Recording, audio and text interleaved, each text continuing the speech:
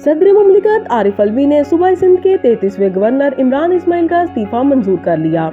इस्तीफा मंजूर होने पर साबिक गवर्नर सिंध इमरान इस्माइल ने ट्विटर पर जारी बयान में तस्दीक करते हुए कहा कि मैंने इम्पोर्टेड वजीर आजम के लिए काम करने की बजाय गवर्नर सिंध के ओहदे से इस्तीफा दे दिया था। सदर ने मेरा इस्तीफा खुशउस्लूबी से कबूल कर लिया।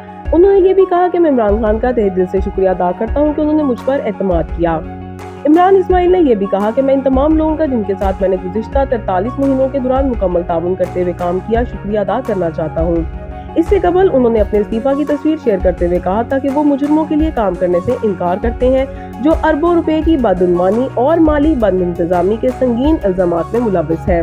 याद रहे कि इमरान खान के खिलाफ तहरीके अदम एतमाद कामयाब होने और वजीर आजम के ओहदे से हटने के बाद गवर्नर सिंध इमरान इस्माइल ने इस्तीफा दे दिया था। कैबिनेट डिवीजन ने गुज़िश्ता रोज इस्तीफा मंजूर करके नोटिफिकेशन भी जारी कर दिया।